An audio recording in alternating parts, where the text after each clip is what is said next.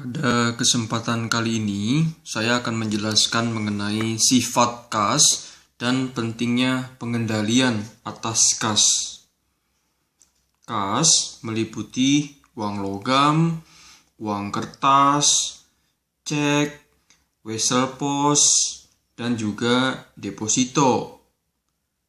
Perangko bukanlah merupakan kas, melainkan biaya yang dibayar di muka atau prepaid expense atau beban yang ditangguhkan atau deferred expense.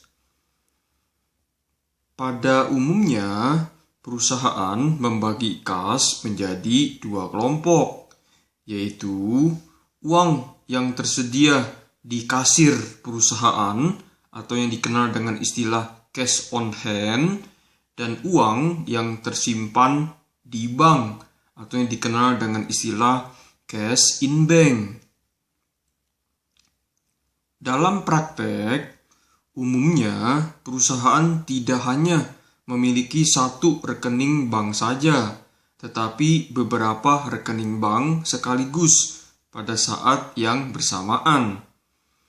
Beberapa rekening bank ini memang secara khusus dibuka oleh perusahaan dengan tujuan untuk mengakomodir masing-masing keperluan yang berbeda. Sebagai contoh, misalkan saja perusahaan A yang memiliki 4 macam rekening bank yang berbeda. Rekening bank yang pertama secara khusus digunakan sebagai tempat untuk menampung seluruh hasil penerimaan tagihan dari pelanggan. Kemudian, rekening yang kedua digunakan untuk keperluan membayar utang usaha ke supplier.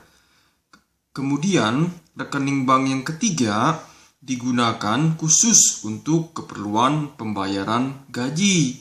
Sedangkan rekening bank yang keempat dibuka secara khusus oleh perusahaan untuk keperluan pembayaran selain gaji dan utang usaha.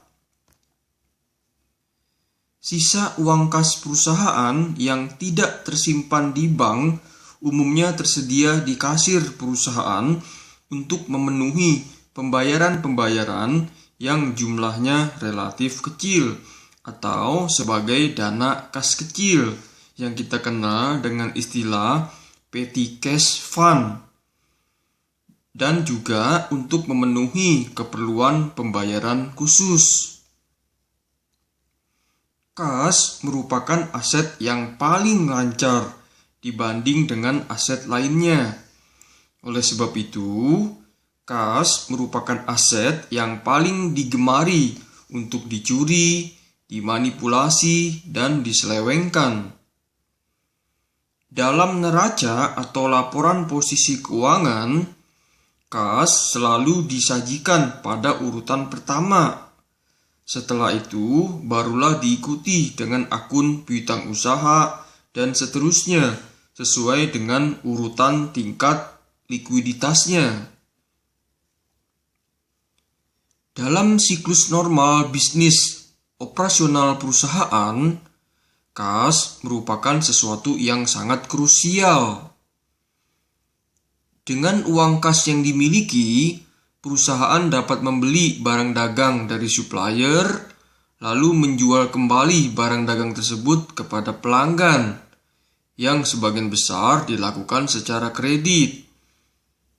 Kemudian timbullah piutang usaha. Piutang usaha ini lalu ditagih atau dikonversi menghasilkan kas, dan seterusnya, di mana siklus akan berulang kembali. Itulah yang dimaksud dengan siklus normal bisnis operasional perusahaan. Banyak sekali transaksi yang baik secara langsung ataupun tidak langsung mempengaruhi penerimaan dan pembayaran kas. Untuk mengamankan kas dan menjamin keakuratan atau ketepatan penyajian atas catatan akuntansi kas, pengendalian internal yang efektif atas kas mutlak diperlukan.